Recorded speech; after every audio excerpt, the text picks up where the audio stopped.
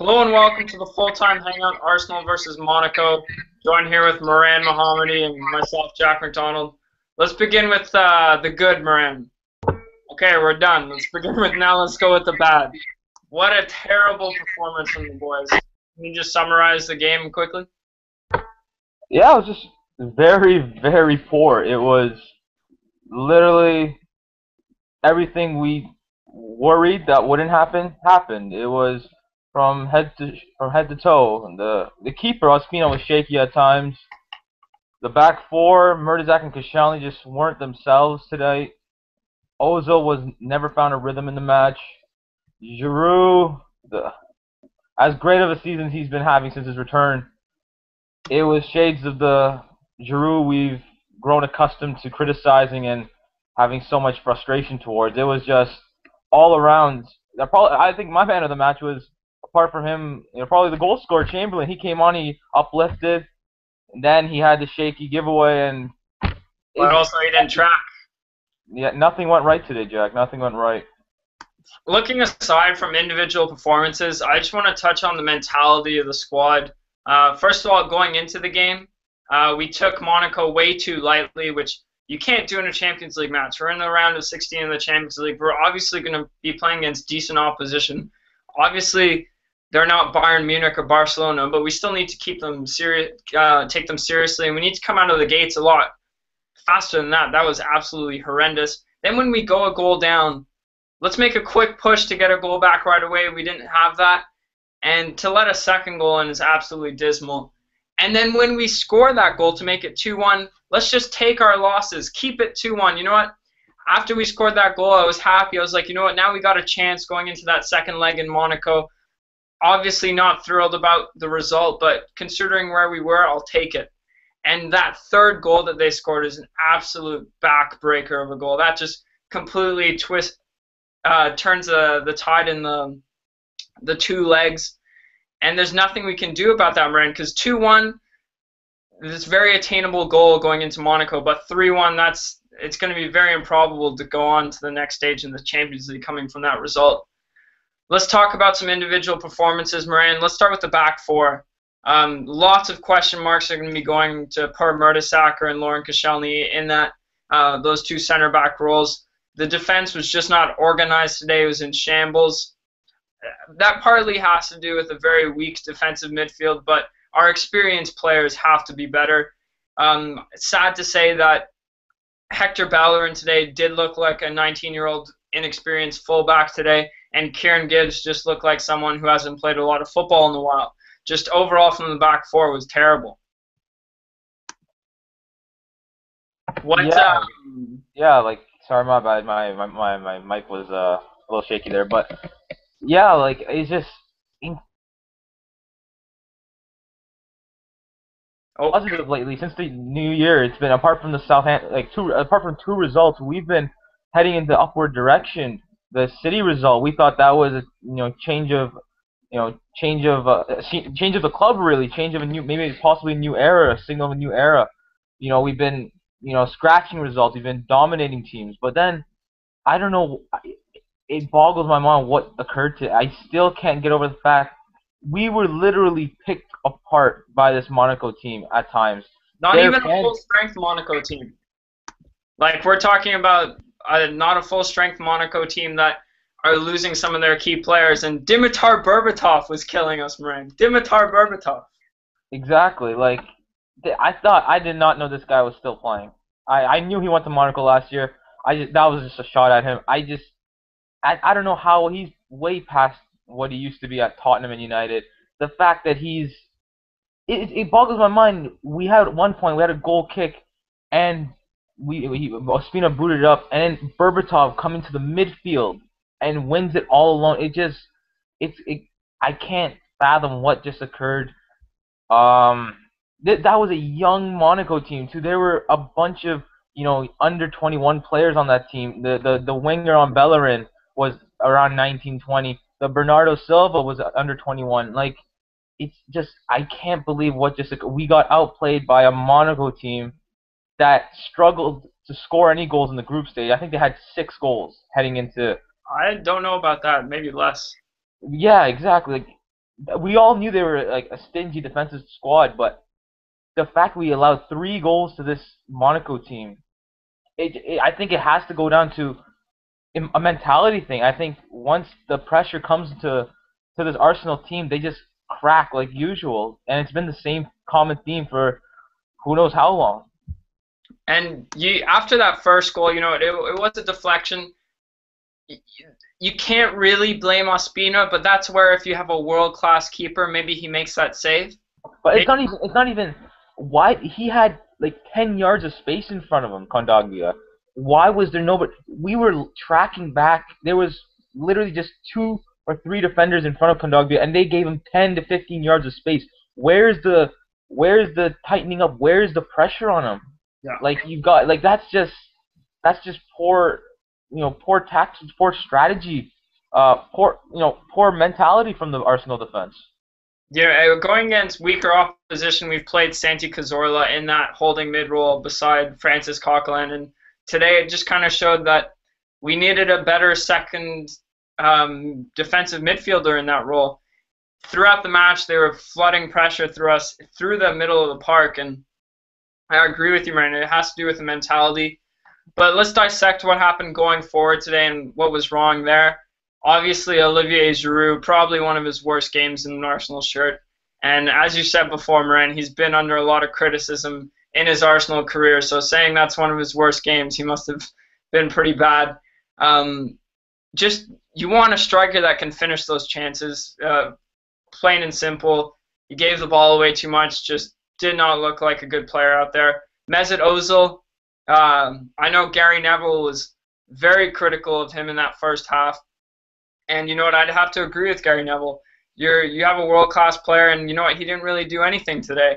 And since there's a lack of production going forward, Alexis Sanchez trying to be Superman overplays it a lot. And when times aren't going well for us, you kind of see Sanchez try and take over the game, and you know that can also hurt us. Trying to dribble through 3-4 players just wasn't working for us today, Moran. I thought Danny Welbeck played okay. I think he was our only bright spot going forward. But he was unlucky not to get one. He was unlucky not to get one. Yeah. I continue. Yeah. And saying that, you said Danny was unlucky to get one there. The tie could have easily been a 2-2 match or a 3-2 match for us. If Danny doesn't hit that ball against Theo, that's a goal. If Giroud finishes one of his many chances, that's a goal. Like, we could be talking in such a different manner right now, but just overall, just a terrible performance. And what's got to change, Moran? This is going to resurface questions about the manager, Arsene Wenger. What needs to change? Yeah, I have no idea what we do going forward. We've got an FA Cup tie against United away. We've got Everton at home this Sunday. You know, despite how they've been struggling, they're still a tough out. So I don't, in the short run, we've got some tough games coming forward. I don't know how Arsenal will respond from this game. The away tie, people want to say it's over. I'm a believer it's not over. I think when this Arsenal team is counted out, they always make. If there's one thing being a supporter of Arsenal has taught me, there are so many highs, but there are so many lows. They can break your heart in a second, but they can make it in just another second. And they showed it back in 2013 when we got dismantled at Bayern at home, and yet we went to the Allianz and picked them apart. So, but we still didn't go through, Moran. We didn't go through, and that's where that third goal kills us, Moran. If it's 2-1, I'm right here saying, you know what, that was a crap performance, but you know what, we got a late goal, and we have some momentum going into that second tie where, you know, we can build on that. We're only down 1. Sure, I think it's plausible enough for us to say that we can get 2 away goals at Monaco, hopefully keep a clean sheet, maybe it goes to extra time. But that third goal is an absolute backbreaker. And you know what? That's when, you know what, we score that goal. It's the 92nd, 93rd minute. Everyone's rushing. Let's just take our losses, calm it down, and make sure we don't concede again. To not have enough defense at the end there was just terrible. Why is Oxlade-Chamberlain even in that position to be our last defender? Where's the cover? Where's Koscielny? Where's Mertesacker? Mertesacker was still at the halfway line, still struggling to run back, and his mobility was attacked right there, and it just was not a good performance overall. It's that third goal that absolutely kills us. But going forward, I do agree with you. We can go one of two ways here. We can respond well, kind of pick up our season, advance in the FA Cup, solidify a third, fourth spot in the league, or you know what, this could be the start of a really bad ending for the season of Arsenal. You know, we can crash out of the FA Cup, we can continue to lose points, and just the direction will go south. Yeah, and yeah, like, but the thing about this Monaco team is they're, especially against us, a team that loves to dominate possession. I think even at their home ground, I think we will still dominate possession. And I think, with our backs, actually, with no pressure at all, I think this Arsenal team, thinking about it, we might have Jack Wilshere back. He gets fiery for the, he if there's one guy that's more motivated than the rest, it is Jack Wilshere. He always brings his energy and such. We were missing a box-to-box midfielder today. The gap between the defense and the midfield was kind of our downfall. We were way too open defensively, and going forward, it wasn't there. And that's where I think if maybe we do have a Jack Wilshere or an Aaron Ramsey, that could have helped out a lot today. But you can't really pinpoint this game on one or two players. You got to pinpoint it on the whole team, the whole staff going into it. The tactics weren't good, and even if the tactics were good, they were not executed well at all. So where do you put the blame on today's match? The blame, I don't want to say there's blame, but somebody's got to take responsibility, Moran. It's unacceptable how we can go into a Champions League round of 16 match, first leg, against the so-called lower opposition and lose 3-1, especially the positions that we are in.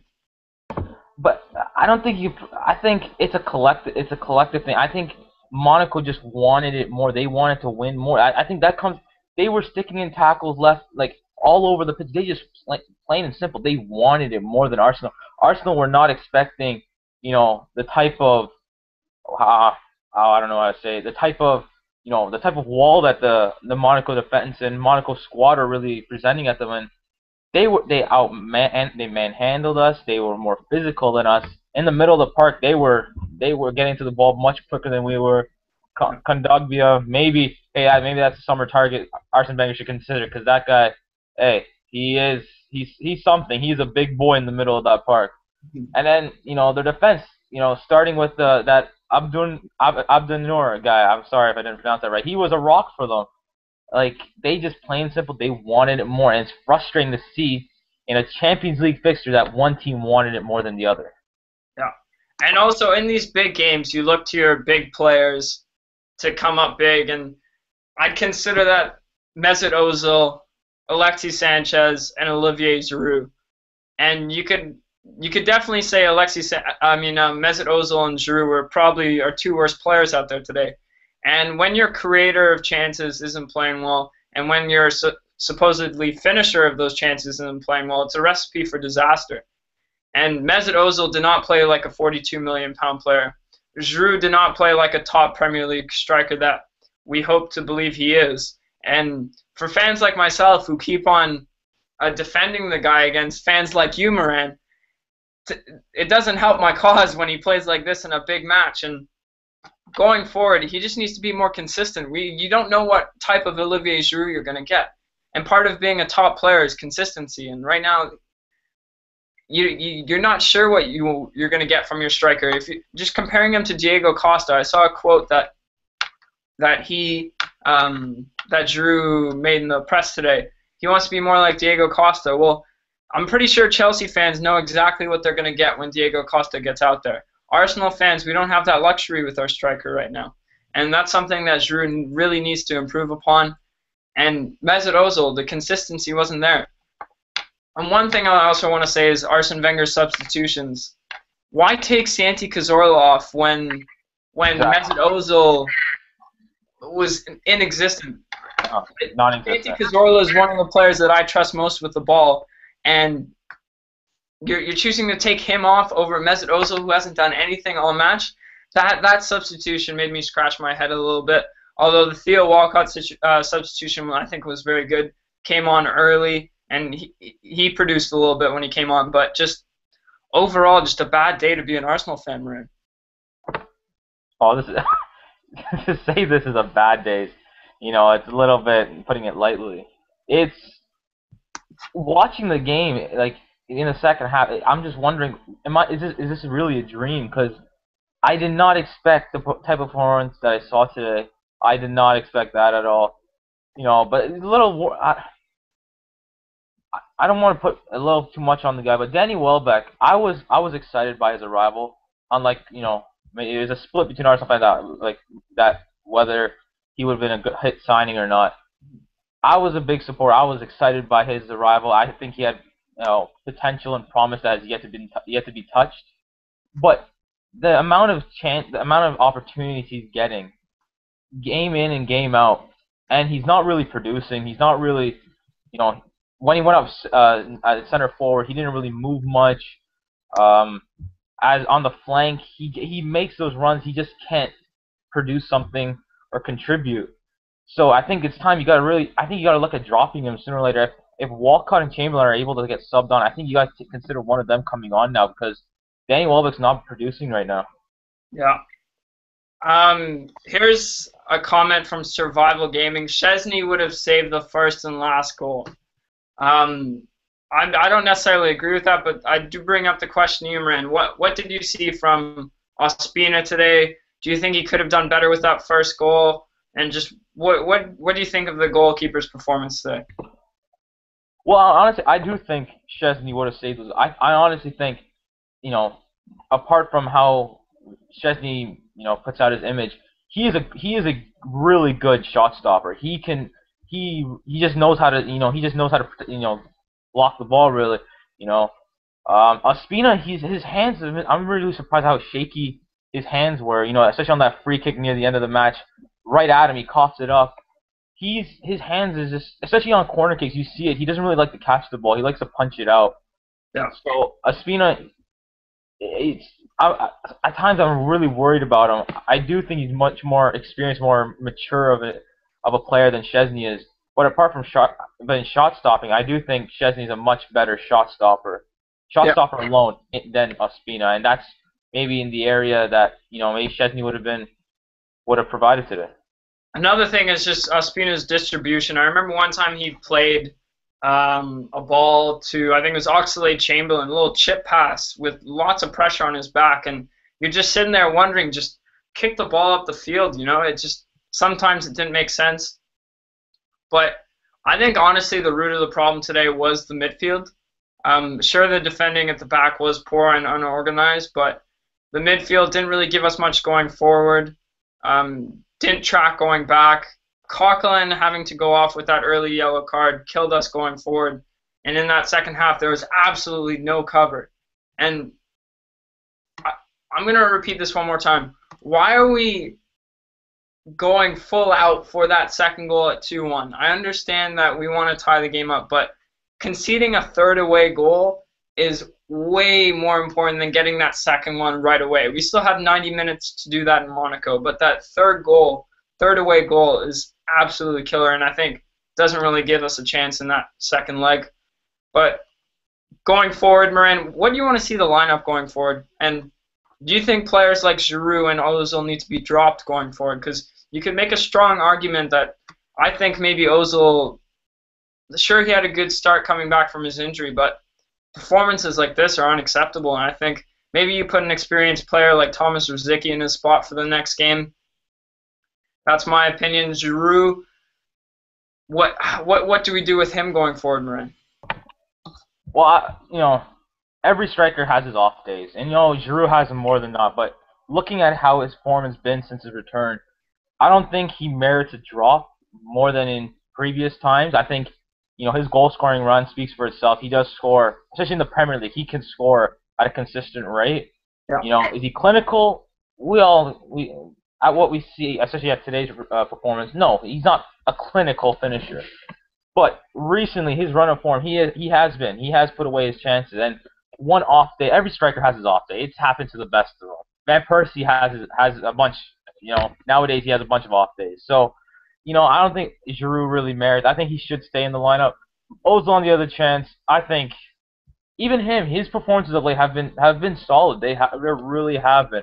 I just think when you have him and Cazorla, really sort of positioned nearly the same way and really taking each other's space, it puts Ozil in an awkward situation, especially when he has to go out to the flank a lot. Maybe with the return, Ozil usually plays better with Ramsey, so maybe a true box-to-box midfielder would really boost up Ozil's performances. But yeah, it doesn't matter. I think this Sunday against Everton, it could squash some demons, but it won't help me forget this performance. Nothing will. Probably easily the worst performance from the Arsenal squad this year. I'd have to say I don't think you can bring up a worse performance than that this year. And here's one comment from Rio Caliente. It starts with, all right, rip up Mertesacker's contract. Please, I don't want to ever see him wear the shirt again. Obviously, I think that's a little harsh, but he does bring up the question marks surrounding Per Mertesacker today, and especially his mobility. If we have, say, a Gabriel Paulista, who's been having a great season for Villarreal, if he plays, gives us that defensive cover there, maybe the second goal doesn't happen, and maybe even the third goal doesn't happen, where we have more of a mobile defender than Per. Obviously, Per did have an off day, just like the rest of the squad, but is Per coming to the end of his run? He's had a solid run as an Arsenal player, but do you think that's coming to an end soon, Marin? I'm not going to signal the end of any player. I don't want to see that. I know he's been a great servant to the club since he's arrived. He started for Germany at times in the World Cup. That speaks volumes, but maybe that was his peak. You never know. You never know. Maybe Paulista deserves an opportunity. I think whether it is this Sunday against Everton, where you unleash Gabriel, or even unleash Theo Walcott, bring him back into the starting lineup, because I really want those runs Theo can make. It was evident today.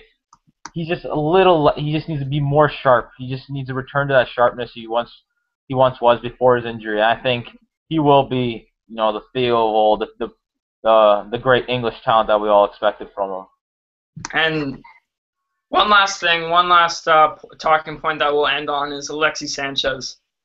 Obviously, what I saw from Alexis Sanchez today was he was trying to do too much. Things weren't going our way. He tried to take over the game himself, which is valiant, but it may not be effective. And what we saw from him today was trying to do too much, trying to take too many players on.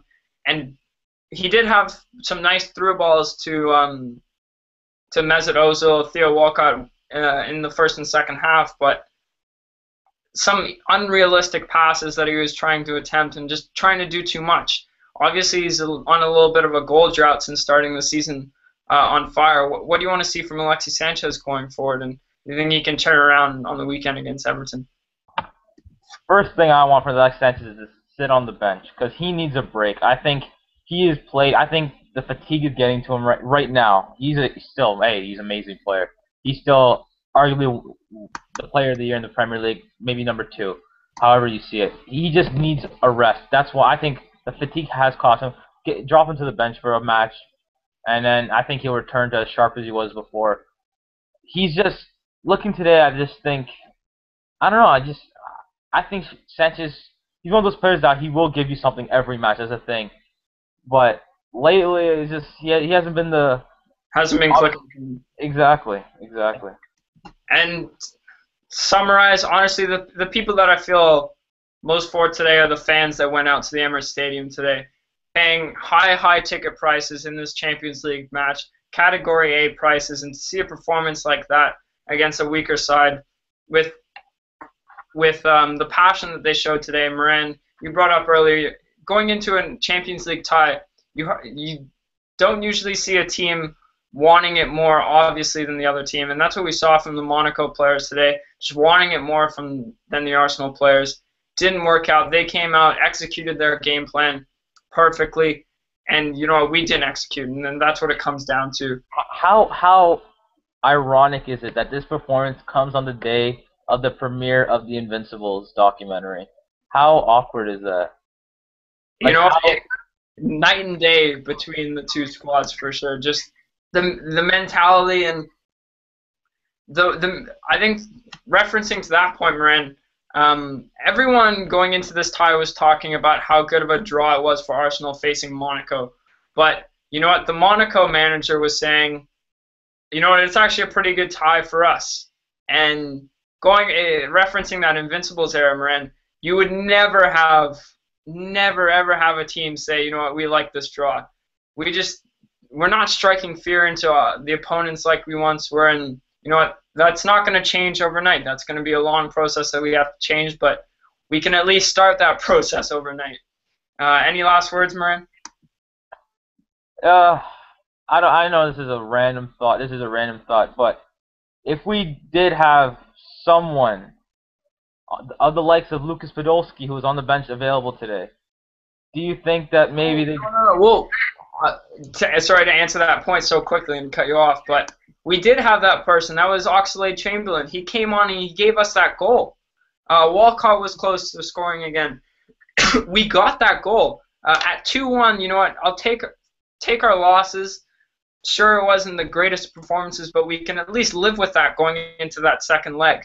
So I don't think anyone coming off the bench would have made a huge difference. We did get that goal off that substitute from the bench, but our mentality in that last couple minutes, especially in the first leg, it's not a 90-minute match, Marin. It's a 180-minute match over the two legs.